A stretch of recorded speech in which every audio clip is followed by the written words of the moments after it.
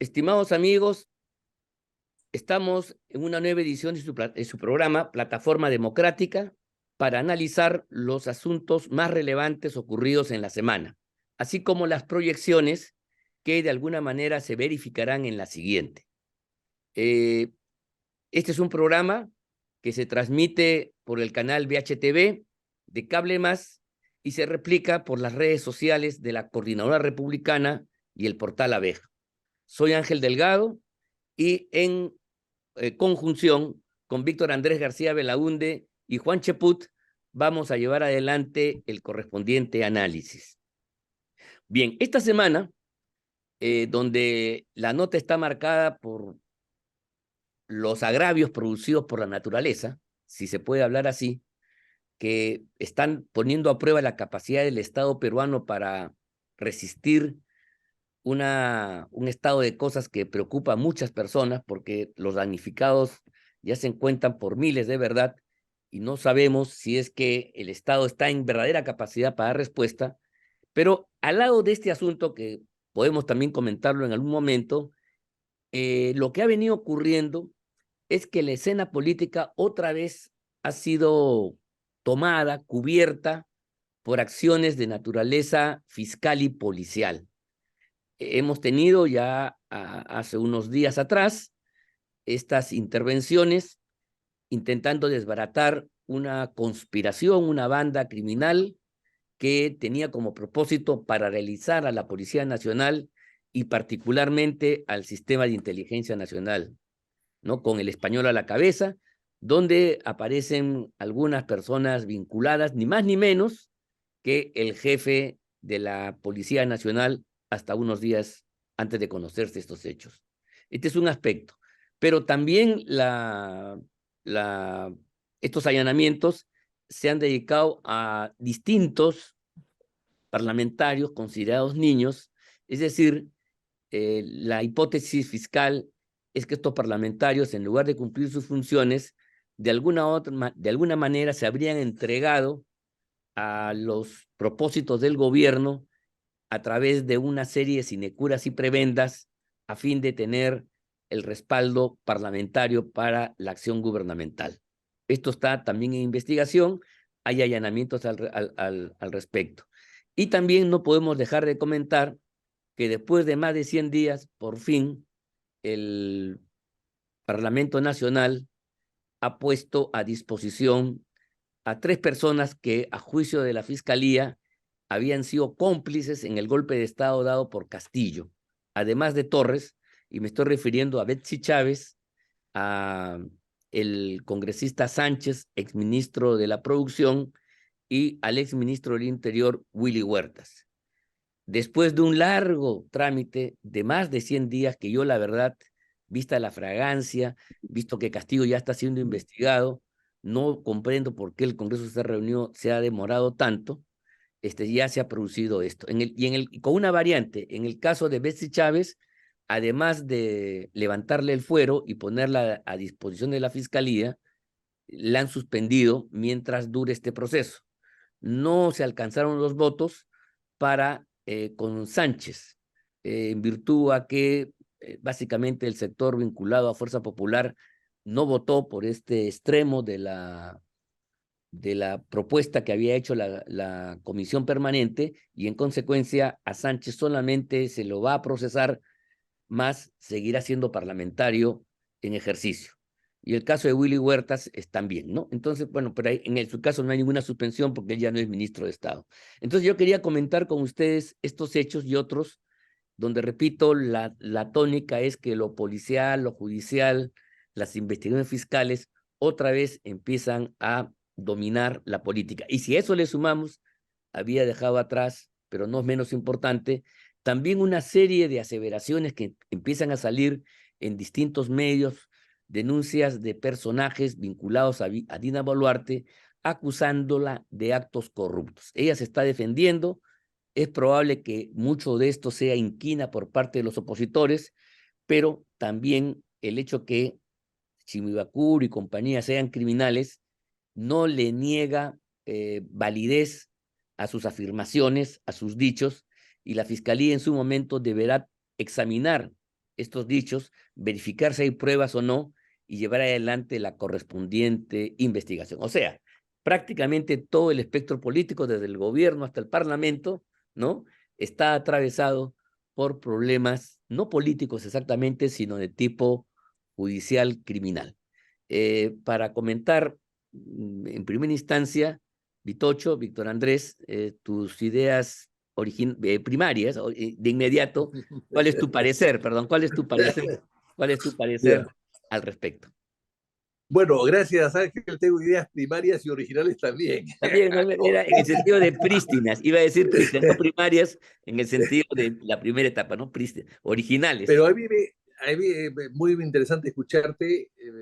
Escucharé después a Juan Cheput, que también es muy interesante. Es una pena que yo hable antes que él, porque no puedo referirme o copiarlo, ¿no? Después, cuando si él estuviese hablando antes. En fin, esas es cosas de la edad, digamos, supongo yo. Bueno, a ver, yo creo que hay muchas cosas que tú has dicho, Ángel, y que han ocurrido en esta semana que llama la atención. Yo no me imagino al senador Biden, cuando era senador, que le hayan allanado su oficina o su residencia en Washington, ¿no? O a Kennedy, o los grandes senadores que han habido en los Estados Unidos. No me imagino tampoco a Luis Alberto Sánchez que le hayan allanado su casa o su oficina, a Armando Villanueva, a Manuel Ulloa Elías, que fue tan opositor del régimen, Claro. ¿no? No me imagino yo que hayan allanado la oficina y la casa porque estaban juntas de Javier Alba Orlandini. No me imagino. No me imagino que hayan en la casa del senador Uribe en Colombia, que ha sido presidente del Perú, perdón, presidente de Colombia, ¿no? Entonces, yo no me imagino a Dualde en Argentina, que lo allanen, ¿no? O al senador Menem, es que en el caso Menem estuvo acusado y Uribe también, y no han allanado sus domicilios y sus casas y sus oficinas. O sea, me parece, quizás puede haber un exceso, evidentemente, pero es denigrante además. Sí. Independientemente de que sean o no culpables, es denigrante que el Parlamento se someta a este tipo de cosas por pecado de sus propios parlamentarios, en gran medida, ¿no? Quizás puede haber un exceso, probablemente, pero de hecho, el escándalo de la corrupción de los niños es una cosa que sucede desde antes de la caída de Castillo. Y hemos visto cómo Castillo compró a los niños para asegurarse su permanencia en el poder, en vez de hacer lo que todo el mundo hace, negociar con la oposición, llegar a acuerdos con la oposición. No, él los quiso comprar y eso fue fatal. Y ellos Porque quisieron además, vencerse. y ellos quisieron venderse. Así Ellos se es. ofrecieron, los otros aceptaron Así y al es. final Una transacción. fue una compra un Una poco, compraventa. una compraventa, pero muy poco sólida, porque tan pronto vinieron los hechos graves, los niños recularon. O sea, no fueron comprados totalmente, ¿no? No era una fidelidad a prueba de balas, no, era a prueba de cargos. Y claro, se fue el presidente, se fueron los cargos, se fue el ministro que pusieron los niños, bueno, y automáticamente los niños empezaron a recular. Entonces, todo eso es denigrante y eso demuestra la cochinada lamentablemente, en nuestra política y nuestro Congreso del día de hoy. Ahora bien, el hecho de que la señora Betsy Chávez, Sánchez y Huertas hayan sido acusados me parece muy bien, era tiempo que lo hagan, pero hay que recordar que a Sánchez lo han librado de sacarlo del Parlamento para evitar que entre un personaje trans, ¿no? Esa es una Eso, interpretación, ¿eh?, que le ha negado el eh, fujimorismo, te digo. esa es una interpretación, pero parecería que es exacta, Parecería ser, sí, es cierto. parecería que es muy exacta, ¿no? Qué casualidad que a Sánchez no lo suspenden, solamente lo entregan a la justicia, pero que siga adentro. Así Una es. cosa rara. Sí, Las cosas van juntas generalmente, ¿no? Es como el sí. saco y la camisa, van juntas. Entonces, me parece raro, muy raro, que sí, lo entregan a la justicia, pero se queda adentro. Eso también es raro y Juan lo puede recordar, que él ha sido también parlamentario, que es un tema también poco usual, por decirlo de alguna manera. Lo que quieren es evitar que un trans pueda llegar al Congreso, que yo conozco, que trabajó con Marco Arana, trabajó con la bancada izquierda en el Congreso. Bueno, no se le veía una mala persona en absoluto, pero no hablaba con mucha gente y era bastante radical en sus ideas y era totalmente entregado a la bancada de la izquierda, no sé si era Juntos por el De Verónica Perú, Mendoza, creo. de Verónica Mendoza, sí, pero trabajaba para ellos y no hablaba con nadie, no se metía con nadie. Pero de ahí a descalificarlo para entrar al Parlamento me parece que es una exageración. Pero en fin, entonces con todos estos antecedentes vemos que el Parlamento, pues con ese 6%, yo creo que el 6% le sobra, es mucho. Podría estar en 1% perfecto. Mañana llega al 1%. Y con todos esos menús, buffets, viajes, la verdad que me parece una exageración total. Eso es inaceptable, realmente es inaceptable. Yo creo que ahora sobre lo de Dina Boluarte, sabíamos quién era Dina antes de ser elegida. Sabíamos, Dina, que estuvo en el gabinete, los gabinetes de Castillo hasta el último o el penúltimo. El Congreso nunca quiso investigarla ni quiso acusarla. Los propios miembros de la bancada Perú Libre la defendieron en su momento, que ahora quieren atacarla. En fin, todo después se mueve por intereses muy personales y muy egoístas y muy de vendetta, ¿no? Porque todo lo que se dice ahora ya se sabía, algún detalle más, algún detalle menos, pero todo se sabía. Y aún así se le ha aceptado tal como era. Entonces yo creo que la verdad que los cargos a Castillo han sido muy graves, los cargos a la Boluarte han sido menos graves, pero evidentemente hay que investigar igualmente, pero la solución para esto es adelantar las elecciones. Si tenemos una presidenta cuestionada, el tema no es que sigan los cuestionamientos y que sigan las investigaciones, sino que se ponga a derecho renunciando, dando un paso al costado y llamando a elecciones generales. O sea, eso es lo que debe hacer Dina Boluarte y no tratar de quedarse más tiempo en el poder, porque eso no la ayuda ni a ella ni al país. El país quiere salir y ahora viene el niño en abril y en mayo, según parece. Entonces, con todos estos antecedentes, el Perú está destruido moralmente, destruido geográficamente, destruido políticamente y la economía, bueno, parada. El país está bastante parado, sólido en su moneda, pero parado. Entonces, y claro, y eso conduce a lo otro después. Entonces, con todos esos antecedentes, la pregunta es, ¿qué cosa quiere Dina? ¿Seguir navegando en tormenta con un barco que se hunde? ¿O llamar a elecciones y que vengan otros a conducir ese barco y lo puedan llevar a buen puerto? Esa es la pregunta que ella debería hacerse y contestarse. Sí, esa es una buena pregunta que tiene que ver con el contexto, porque mira, el hecho que no haya elecciones ya señaladas, parece que no va a ser este año, eh, hace que el Perú sea una especie de olla de presión, pero obturada, sin válvula, porque fijar una fecha tiene un propósito político de distensión, ¿no? La gente ya sabe pues que en tal momento se van a ir y todo el mundo se va acomodando a esa perspectiva. Pero si no hay, yo creo que es totalmente utópico, y esta es la pregunta para ti, Juan, en relación ¿no?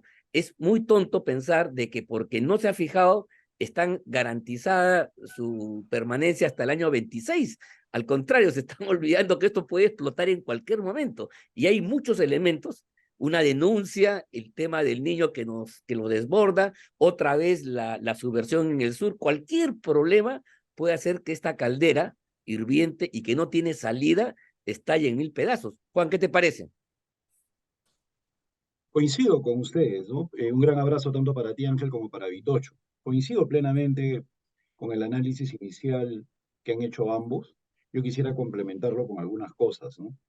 En primer lugar, esta gente, los parlamentarios y el propio gobierno, en su ignorancia de la historia, pretenden hacernos creer que todo se puede ocultar debajo de la alfombra y que todo va a ser paz y amor en los próximos días. Apenas culmine la temporada de Huaicos, apenas se desarrolle la crisis económica como consecuencia de los desastres naturales y de la incompetencia del gobierno, obviamente la presión para la salida de Dina Boluarte se va a incrementar. Y si a eso le agregamos el desprestigio total del Parlamento con los allanamientos que estamos viendo ahora en día, yo en ese sentido quisiera hacer menciones que los televidentes puedan palpar. Yo no puedo imaginar pues, un allanamiento a la oficina o al domicilio de Víctor Andrés García Belaúnde, o de tu caso, Ángel, que ha sido largamente funcionario público. Yo he sido, yo he sido ministro de Estado y parlamentario y no tengo ni un juicio. O sea, de que hay políticos correctos, honestos, los hay, que han llegado y no han cometido ningún tipo de error. Lo que estamos viendo hoy día es inadmisible en la historia del Perú político, de toda la República.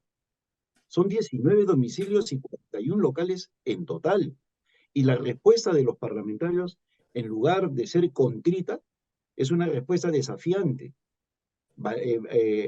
bravuconada, como estila a veces la delincuencia, ¿no? Un paso hacia adelante. Es decir, no son conscientes del daño que le están haciendo a la imagen del Parlamento. Terrible daño.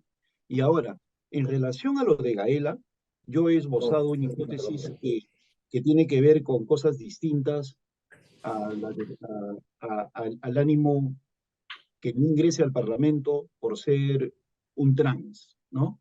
Yo creo que, en primer lugar, si el Parlamento ha operado en función de eso, de que no me gusta esa persona que no ingrese, Muy mal. sería infantil y vergonzoso. Sí, sí, Que coloquen a la Constitución por debajo del interés personal, y en realidad debería ser un escándalo si es que ha pasado eso. O sea, en el futuro, si tu accesitario es una persona antipática, no tiene acceso al Congreso si tú cometes una falta. O sea, ¿te imaginas el precedente que están sentando estos Muy señores? malo, muy malo, Así? muy malo. Yo creo más bien que es otra cosa, y lo voy a desarrollar rápidamente. El señor Roberto Sánchez, y eso yo lo sé como político que tiene contacto con diversas fuerzas, era el operador político de Pedro Castillo en el Parlamento. Ese individuo más paraba en su oficina parlamentaria que en el ministerio. Y por lo tanto, en todos los procesos de vacancia, en todos los procesos en los cuales el gobierno necesitaba votos, allí estaba Roberto Sánchez. Por lo tanto, él sabe mucho del intercambio de prebendas, sea en lo que sea, especies, obras, dinero, no sé, eso lo tendrá que determinar la Fiscalía, pero él participaba activamente del recojo de votos, del convencimiento de votos. Entonces yo creo que en su blindaje, sin ninguna duda, hay personas que están teniendo miedo que él hable. ¿Hay antecedentes? Por supuesto que los hay. Y menciono uno nada más, Juan Silva. Lo que pasa es que en el Perú tenemos memoria corta. No miramos hacia atrás para poder hacer un análisis reflectivo. Y no me refiero a nosotros tres, me refiero a la gente que pulula en los canales de televisión. El señor Juan Silva fue librado de la interpelación y de la moción de censura. ¿Por qué partido político? Por Fuerza Popular.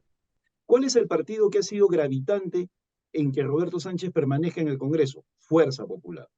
¿Y por qué lo hacen? Juan Silva también fue un gran repartidor de obras, fue un gran repartidor de prebendas. Es un sujeto que desde mayo del año pasado está como no habido. Y lo libró este Congreso de ser interpelado y censurado cuando se había destapado toda la corrupción con los votos de Fuerza Popular. Lo digo con mucha pena porque tengo muy grandes amigos en Fuerza Popular, pero primero está mi país. Entonces, en esta situación de Roberto Sánchez, en la cual él ha sido librado, estoy completamente seguro que es porque tienen miedo que hable.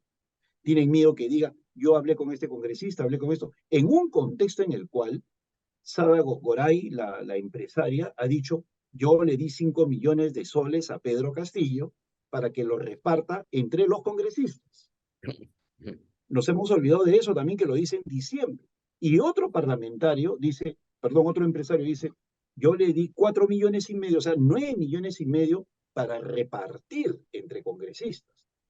Y Pedro Castillo ha dicho, acá vino a buscarme una delegación multipartidaria de parlamentarios a pedirme 500 millones de soles en obras. Lo acaba de decir hace 2 semanas Pedro Castillo en un audio, en un video que se difundió.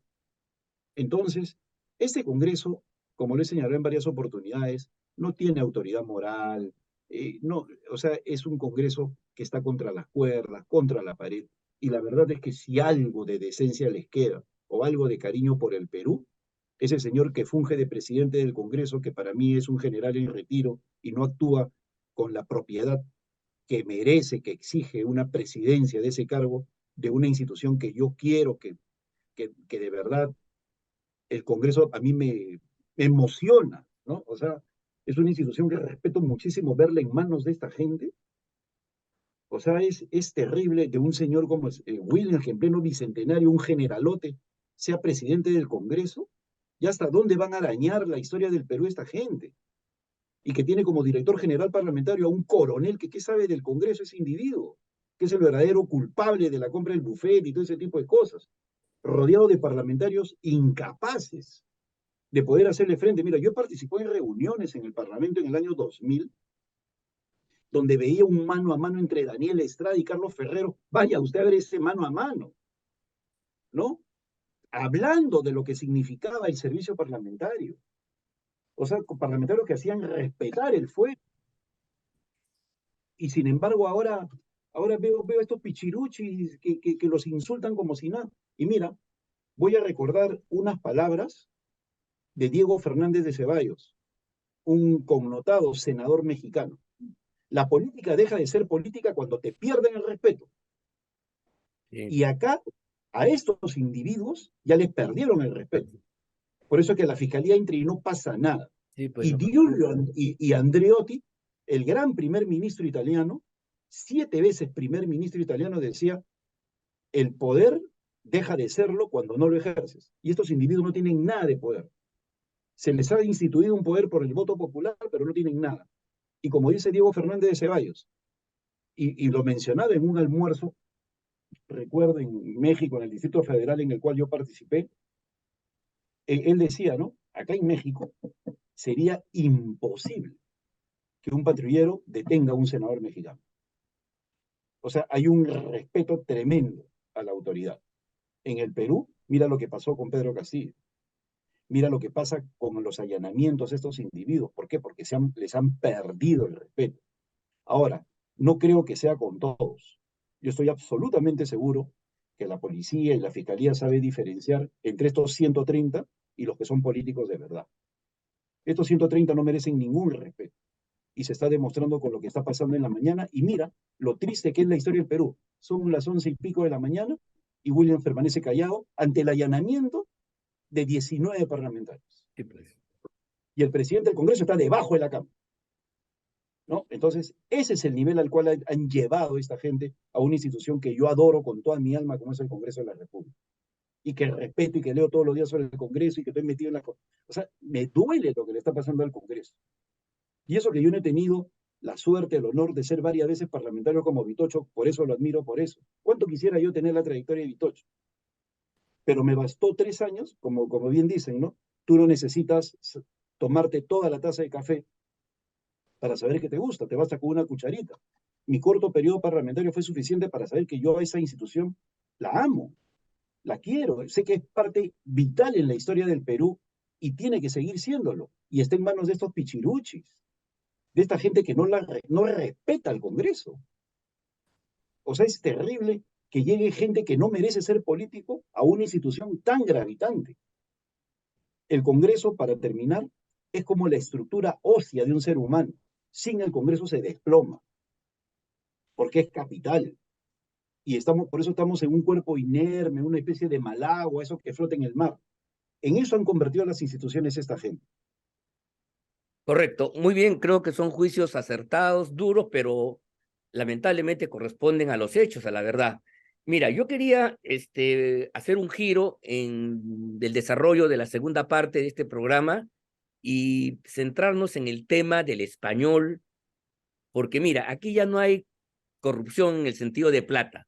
En fin, eso es un delito horrible para quienes son representantes del Estado, funcionarios, qué sé yo, pero aquí lo que se pretendía con el español, el comandante general Alfaro y otra gente más que está saliendo, era destruir la Policía Nacional y armar un organismo paralelo a nivel de inteligencia. Y más aún, dice la investigación que habrá que acreditarlo, armar un cuerpo de sicarios para matar a determinados sectores opositores, entre ellos la fiscal y algunos periodistas. Sobre eso yo quería que comentemos esta segunda parte. Mi Tocho, ¿qué te parece, pues, que hasta el jefe de la policía, de Dina Boluarte, no de Castillo, haya estado metida en esta organización mafiosa para quebrar la policía, infiltrarla y para paralizar los servicios de inteligencia? Bueno, siempre se ha querido usar a la policía. Los gobiernos poco democráticos, autocráticos o dictatoriales han querido usar la policía, ¿no? Hay que ver, pues, que antes había la guardia de asalto, antes Sí. había los soplones, los tiras, le decían los tiras a la PIP, que fue creada el año 47 por Bustamante, empezó, pero Odría la fortaleció. Eh, los servicios de inteligencia que fueron manejados por diferentes sectores, uno de ellos nada menos que cayó en manos de Montesinos, y Montesinos manejó a las Fuerzas Armadas y la policía a través de sus servicios de inteligencia, ¿no? Entonces yo creo que los gobiernos han procurado siempre las dictaduras, ¿no? Eh, Tener su propio soplonaje, su propio espionaje. Y las democracias lo que han tratado de hacer es fortalecer a la policía. Pero bueno, acá hay un tema que creo que parte mal. La unión de la policía fue fatal. Lo hizo García seguramente con una buena intención, la idea puede haber sido interesante, pero destruyó a la policía, porque la Guardia Civil se mantenía muy independiente y era bastante inmaculada. La Guardia Civil no tenía el desprestigio que puede tener hoy día la policía en cuanto a corrupción, etcétera, o abusos. Después tenías a la PIP, que no tenía el prestigio de la Guardia Civil, pero que hacía un trabajo de soplonería, de espionaje y también de investigación. Pero ahí estaba, era más fácil controlarla. Y tenías tú la Guardia Republicana que cuidaba nuestras fronteras, creada por Leguía, para no enfrentarse para no enfrentar a otros ejércitos, porque el ejército no se enfrenta al ejército de Chile o de Bolivia o de Ecuador o de Brasil o de Colombia. O sea, para que haya una policía que se enfrente en las fronteras a otro ejército y no sea el propio ejército, para no causar conflictos que puedan llevar a conflictos bélicos. Y la Guardia Republicana, que era manejada por el ejército, con casi los mismos uniformes, dependía, era un brazo eh, policial del ejército, por decirlo de alguna manera, era manejada por un coronel del ejército. Bueno, todo eso después se potencializó un poco, que a mi modo fue muy grave, porque cada fuerza quiso igualar la otra. Recuerdo que la PIP quería desfilar con uniformes en la Avenida Brasil. Bueno, pues cuando se ha visto la CIA y a la KGB desfilar pues con uniforme por Moscú o por Washington. Era absurdo. Pues la PIP como dejaron que no querían ser inspectores generales, querían ser generales. Bueno, pues fatal. Igual pasó con la Guardia Republicana, que solamente tenían coroneles, querían ser generales. O sea, ellos mismos cavaron su tumba queriendo igualarse a la policía, a la Guardia Civil, y luego la Guardia Civil igualarse al ejército, a la Fuerza Armada. Entonces, todo eso, en términos de años, condujo a tres fuerzas muy poderosas que al final competían entre ellas, lo cual fue un error también. Pero lo que debió hacerse no es suprimirlas, sino ponerlas en su verdadero sitio y a volver a sus tareas originales. Pero claro, García optó por lo más fácil, sacarlas a todas y unirlas. Y creo que eso fue un gravísimo error. Ahora bien, el hombre, hemos visto, pues, gracias a Dios, algunos dirían gracias a Dios, que el señor Castillo era tan básico que también con esa ignorancia y esa elemental sentido de la organización gubernamental, con un elemental sentido político, administrativo del manejo del Estado, quiso hacer pues un grupito de malos muchachos que puedan hacer una labor sucia, ¿no? De baja policía. Bueno, pues eso es inaceptable, inaudito, que no lo hubiera podido hacer nadie, porque estas organizaciones mal o bien funcionan. O sea, el Perú tiene malas instituciones, sí, pero funcionan. Funcionan finalmente. Mal, pero funcionan. Con defectos, pero funcionan. Entonces, querer reemplazar a la policía es bastante difícil. Lo más fácil hubiese sido crear un cuerpo dentro de la policía que haga ese tipo de investigaciones y que pueda investigar, por ejemplo, lo que está pasando ahora. Hoy día sería la PIP indispensable para saber qué ha pasado con toda la cantidad de ataques a la propiedad pública y privada que han habido en los últimos acontecimientos de enero y de diciembre pasado. Eso no se sabe mucho porque no había, o sea, se desarticuló el servicio de inteligencia de la policía y eso fue a mi modo de ver fatal. Entonces yo creo que lo que ha hecho Castillo es parte de su torpeza y bueno, y estamos viendo pues que tenía muchas intenciones de llevar el país a un socialismo del siglo XXI y se quedó pues en una chacota del siglo XIX. Sí, es verdad lo que estás diciendo, Vitocho, pero mira tú, comprometen a Alfaro, al general, al comandante general de la policía, o sea, no es poca cosa.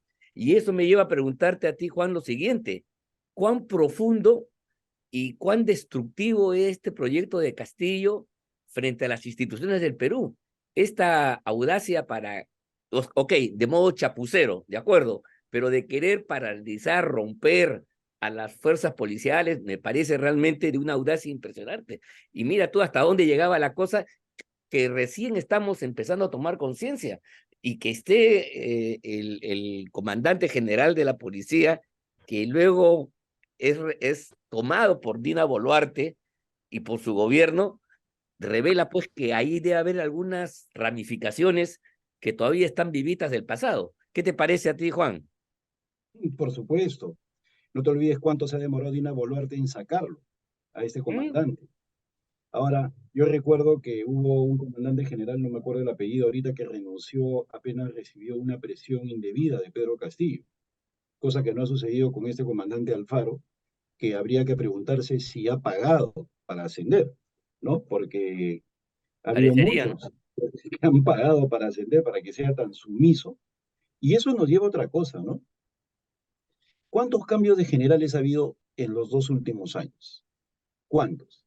Está pasando piola este individuo que responde al apellido de Dimanche, ¿no? Que fue ministro del Interior, Ah, fue ministro, asesor claro. de Gina Costa, ¿no? Que ahorita sale con su cara de asustado en todos los medios, seguramente lo están blindando los caviares, ¿no? Pero está asustadísimo, porque como personaje sumiso, sin personalidad, un pobre hombre que se encontró en el Ministerio del Interior, se puso a las órdenes de este grupo que buscaba controlar la policía, ¿no? Ese es el problema de llevar a hombres así sin personalidad, o personas en general sin personalidad, sin temperamento, sin valores, más aún si son caviares, a ocupar puestos importantísimos, destruyen pues las instituciones, porque como en el Perú, como bien dice Vitocho, las instituciones funcionan a veces es por las personas y así no debería ser.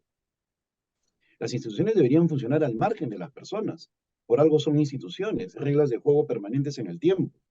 Hay una gran anécdota de Lord Byron en Inglaterra, en la cual se señala ante una pregunta de qué pasaría si un grupo de monos y chimpancés toma el control del gobierno en el Reino Unido. Y responde, nada. ¿Por qué? Porque las instituciones funcionan.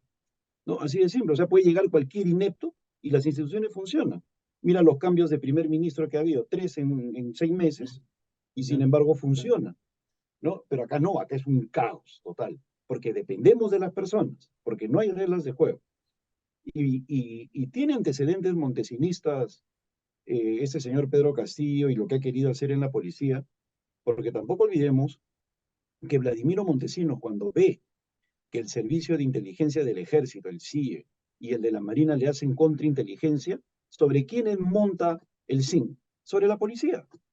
Sobre ellos monta el SIN porque tenían mayor cobertura, llegaban a mayores lugares. Ahí viene el escándalo con Quetín Vidal, ¿no? Cosas que están allí, efervescentes, que no han salido completamente a la luz, pero se monta en la policía para formar el SIN, para contrarrestar esta contrainteligencia que la hacían y tener más limitados, y sobre todo por la potencia de alcance que tiene la policía, tener más limitados a sus adversarios.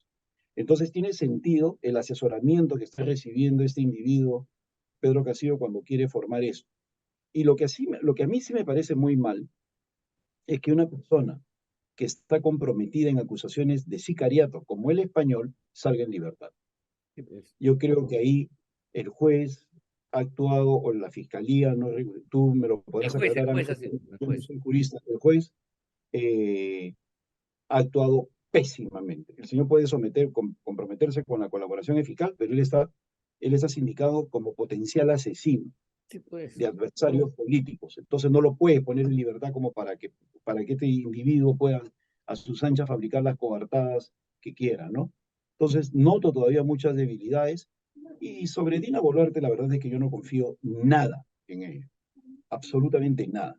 Desde el momento que mantiene a Alberto Taro como primer ministro, un individuo que ha demostrado que a través de su hermana tiene relaciones comerciales con el magnate de los casinos de Rosenberg, es una persona que no puede seguir siendo primer ministro. Pero eso parece que no le molesta a la señora Boluarte. Y lo mantiene allí, a pesar de que César Hildebrand indica que el señor Rosenberg visitaba los ministerios y por esas cosas del destino, que solamente pasan en el Perú, salía una ley por acá, una ley por allá que lo favorecía. Ahora ya no visita los ministerios. Así que creo yo que Dina Boluarte es la misma gata con distinto listón en relación a Pedro Castillo. No pasa nada. Y por eso mismo coincido con Vitocho en que la única solución para este lamentable momento que vive el país es el adelanto de elecciones en abril del próximo año. Sí, pues, bueno, efectivamente, en eso coincidimos todos, y si no existe ese horizonte, el Perú puede explotar justamente como sucede en la física, cuando una olla, un caldero empieza a tensionar, a acumular mayores gases, mayores presiones. Si no tiene un orificio, si no tiene una salida, una válvula, como se dice, simplemente el resultado está a la vista. En fin, hay un peligro que se cierne sobre el país. Yo quería agradecerles a ustedes dos por sus brillantes comentarios a lo largo de este programa, decirle a todos ustedes, amigos, que hemos llegado al fin del mismo, y les agradecemos a todos por su seguimiento y por estar con nosotros cada semana para poder intercambiar opiniones y poder decir algo sobre el acontecer político nacional, bastante sombrío, por cierto, no solamente por la naturaleza, sino por estos hechos que hemos comentado en este programa. Muchas gracias a todos, nos vemos la próxima semana.